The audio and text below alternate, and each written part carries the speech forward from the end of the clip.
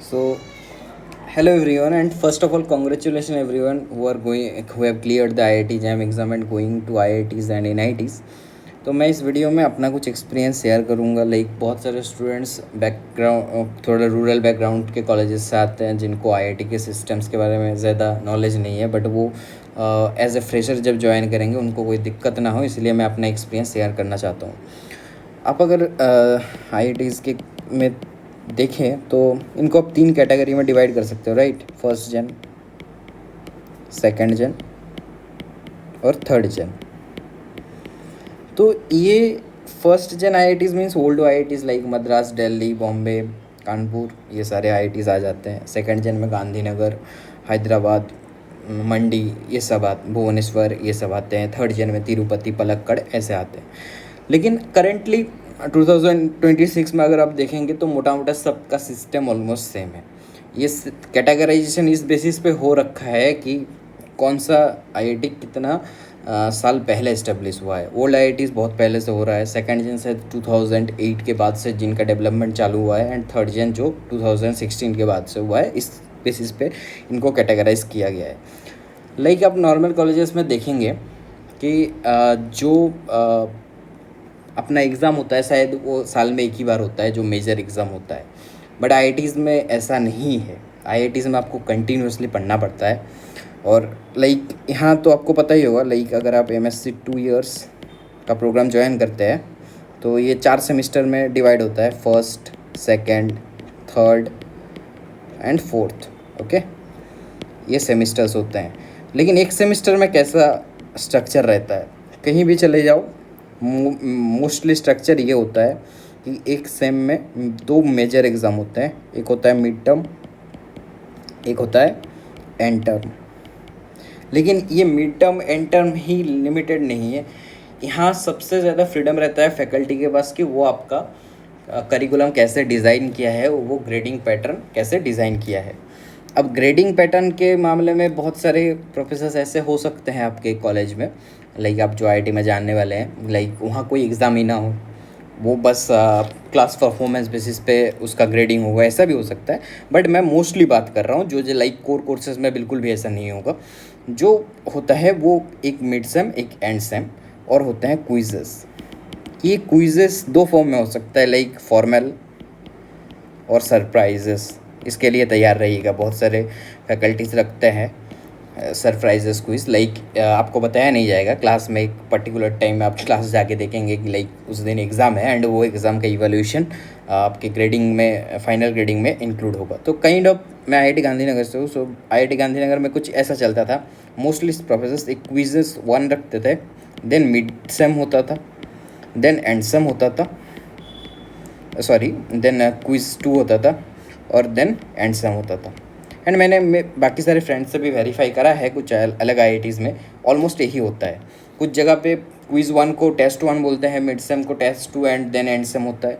इनका वेटेज कितना कितना परसेंटेज होगा वो पूरी तरह से डिपेंड करता है कि फैकल्टी क्या कर रहे हैं। बट आप देखेंगे ये क्विज़ 1 और ये क्विज़ 2, इनको आप इग्नोर नहीं कर सकते। हालांकि ये लेस वेटेज के होंगे of course mid term and term से, बट ये पार्ट ऑफ द गेम होता है। लाइक ये सपोज 10 डेज, ये 4 महीने का सेमेस्टर होता है, ठीक है। आईआईटीज़ में अगर आप छुट्टी को हटा दो तो वो और कम होता है, 4 महीने से भी कम सेमेस्टर का होता है। तो उसमें ये क्विजेस का वो आप इग्नोर नहीं कर सकते। अगर आपको अच्छा ग्रेड चाहिए तो आपको इन पे भी फोकस करना है। तो आईआईटीज़ में ये एक प्रॉब्लम है, लाइक आपको कंटिन्यूसली सब्जेक्ट को पढ़ना पड़ता है कि क्विजेस कब आ रहे हैं, कब अलर्ट रहना पड़ता है, नहीं तो आपका ग्रेड में थोड़ा प्रॉब्लम आ सकता है। और हर आईआईटी में ऑलमोस्ट ये 3-4 सेमेस्टर होता है, राइट। तो ये जो लास्ट के 2 सेमेस्टर होते हैं, इसमें थर्ड सेमेस्टर के अंदर प्रोजेक्ट होता है। कुछ आईआईटीज़ में ऑप्शनल है, कुछ आईआईटीज़ में ऐसा है कि लाइक आपका कोई सर्टेन सीपीआई से ज़्यादा होगा तो आपको प्रोजेक्ट मिलेगा। और कुछ आईआईटीज़ में प्रोजेक्ट मैंडेटरी है कि एटलीस्ट एक प्रोजेक्ट करना है। कुछ आईआईटीज़ में 2 प्रोजेक्ट मैंडेटरी है, तो आप उसके अकॉर्डिंग देख लीजिएगा अपने करिकुलम में। बट ये करना पड़ता है third same and fourth same मिला के भी कर सकते हैं, या थर्ड सेम में कर सकते हैं, या फोर्थ सेम में कर सकते हैं।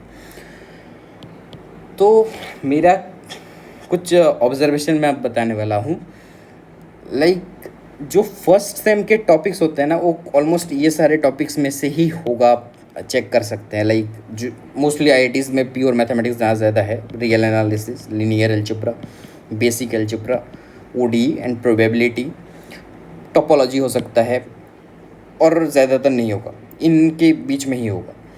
तो मैंने देखा है, आप जैसे ने अभी जैम क्लियर करके जा रहे हैं राइट, तो आपने रियल एनालिसिस और बेसिक अलजेब्रा ये सारे बुक्स आपने पढ़े होंगे इनके ऊपर। अब हर किसी का कॉलेज सेम नहीं था, आपने पढ़ा था जैम के लिए, बट आपको क्या नहीं आया जैम में, आपने प्रूफ्स छोड़ दिए थे राइट, आपने प्रूफ्स नहीं पढ़े थे। बहुत सारे स्टूडेंट्स, मैं उनको नहीं बोल रहा जो इन्होंने पढ़े थे, बट मोस्टली नहीं पढ़ते हैं।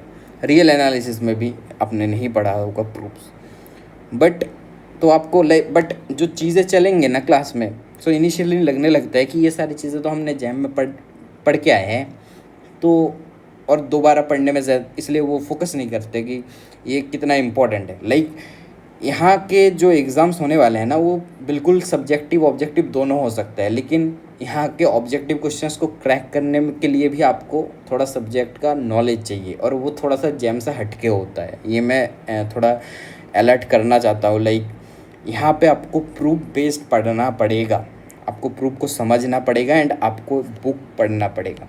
या तो बुक पढ़ो, उससे भी इम्पोर्टेंट एक चीज़ है कि प्रोफेसर नोट्स, कुछ प्रोफेसर नोट्स शेयर करेंगे, कुछ नहीं करेंगे, बट आपको तो बनाना है प्रोफेसर का क्लास नोट्स, और इसको अगर आप अच्छे से प्रिपेयर कर सकते हो तो आपका ग्रेड अच्छा आता है। एंड यहाँ पे एक चीज़ मैं बताना चाहता हूँ, लाइक ये मेरा पर्सनल एक्सपीरियंस है कि यहाँ रूल ऐसा है कि आप प्रोफेसर ने जितना पढ़ाया है उसके बाहर की चीज़ें आप यूज़ नहीं कर सकते। फॉर एग्ज़ाम्पल, मैं एक एग्ज़ाम्पल से इसको एक्सप्लेन करना चाहता हूँ। जैसे मान लो कि आपको लीनियर अलजेब्रा में कुछ क्वेश्चंस दिया गया है, एक क्वेश्चन का एग्जांपल ले लेते हैं, ठीक है। जैसे फॉर एग्जांपल आपको लीनियर अलजेब्रा में सपोज प्रोफेसर ने रो एक्लॉन फॉर्म पढ़ाया है, एंड देन आपको कुछ एक जगह पे यूज़ हो रहा है, सपोज आपने यूज़ कर दिया determinant of A B is determinant of A into determinant of B. ये आइडेंटिटी तो आपने बहुत बार यूज़ किया होगा, बट प्रोफेसर ने जितना पढ़ाया है अप टू दैट प्लेस उन्होंने इसको सपोज डिराइव नहीं करा है। तो बट कुछ क्वेश्चंस में आप ऐसा करके कर देते हो राइट, बट प्रोफेसर ने सपोज रो एक्लॉन फॉर्म पढ़ाया है, एंड उनका कोई क्वेश्चन में सॉल्व करने के लिए रो एक्लॉन फॉर्म से वो क्वेश्चन सॉल्व हो सकता था, या फिर कोई बेसिक डेफिनेशन और जो थ्योरम सर ने क्लास में कराया है उनसे सॉल्व हो सकता था, और इससे आप डायरेक्टली कर सकते थे वो क्वेश्चन फॉर एग्जांपल। एंड ये आइडेंटिटी आपको बहुत ट्रिवियल लग रहा होगा, लाइक ये तो सब हम क्लास 11-12 से करते आ रहे हैं, बट ये चीज़ सर ने प्रूव नहीं कराया था, and if we use then we will not get any marks for that. तो सो ये चीज़ का ध्यान रखना है कि वो जो चीज़ सैन ने यूज़ किया है हम उसको ही यूज़ कर सकते हैं, उसके बाहर का कोई थ्योरम अगर हम यूज़ कर रहे हैं तो उसका प्रूफ प्रोवाइड करना पड़ेगा इन द पेपर। तो ये चीज़ थोड़ा सा ध्यान रखने वाला है। लाइक ऐसा होता है कि सारे स्टूडेंट्स में जो आपने जैम में कोई रिज़ल्ट पढ़ लिया होगा, for example rank of A is less equals to minimum of rank of A B less equals to minimum of rank A rank B, अपने ऐसा क्वेश्चंस में ये सब डायरेक्ट यूज़ कर लेते थे राइट। अब आप डायरेक्ट यूज़ तभी कर सकते हो अगर वो आपके क्लास नोट्स के अंदर है। तो ये चीज़ मैंने काफ़ी बार मिस्टेक करा था, तो ये चीज़ मैं शेयर करना चाहता था।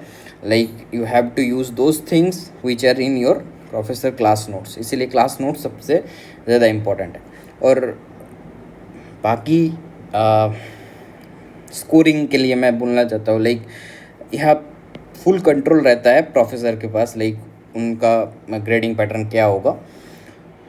एंड मैं एक चीज़ रिकमेंड करना चाहता हूँ, लाइक अगर आप अच्छा CGPA करना चाहते हैं तो you have to focus first sem second sem, ये 2 सेम ही होते हैं जहाँ पे आप मैक्सिमम स्कोर कर सकते हो।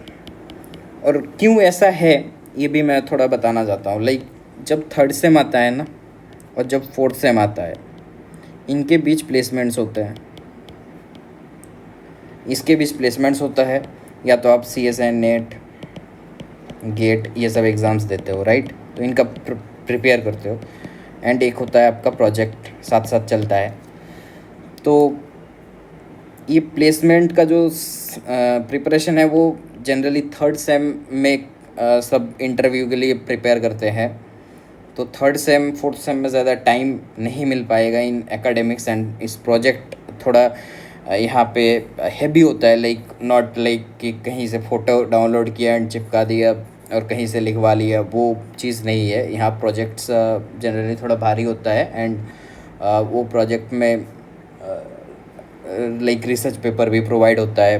I mean depends on professor, but वो प्रोजेक्ट में रिसर्च पेपर जनरली प्रोवाइड करते हैं। या कोई difficult topics like algebraic geometry में सपोज़ कुछ पर्टिकुलर थ्योरम्स का पूरा प्रूफ आपको डेवलप करना है, डेवलप नहीं, आई मीन रीड करना है, तो थोड़े एडवांस बुक्स पढ़ने पड़ते हैं, तो उसमें टाइम जाता है। सो बेस्ट टाइम तो होता है first sem and second same. Third fourth में उतना टाइम नहीं मिल पाएगा। एंड नेक्स्ट यहाँ पे वही सारे बुक्स चलते हैं स्टैंडर्ड वाले। जैसे मैं कुछ बुक्स अगर बताऊँ तो इस एनालिसिस में रूडिन वाला जो प्रिंसिपल ऑफ मैथमेटिकल एनालिसिस, या एपोस्टोल वाला, या फिर टेरेंस टाउ वाला, ये 3 बुक में से जनरली चलते हैं। लीनियर अलजेब्रा में हर जगह ऑलमोस्ट हॉफमैन एंड सेल्डन एक्सलर चलता है, लीनियर अलजेब्रा डन राइट वाला। बेसिक अलजेब्रा में नो डाउट हर जगह डमिट, एम फुटे एंड जनरली R10 भी चलते हैं। But R10 mostly top IITs में चलते हैं, आई थिंक, लाइक कानपुर वगैरह में। बट मोस्टली डमिट ही चलता है हर जगह। OD में आई गेस SL रॉस या कोडिंगटन चलता है, बट डिपेंड्स, ये सब आप अपने फैकल्टी से पूछ सकते हैं। प्रोबेबिलिटी में भी SL रॉस अच्छा चलता है।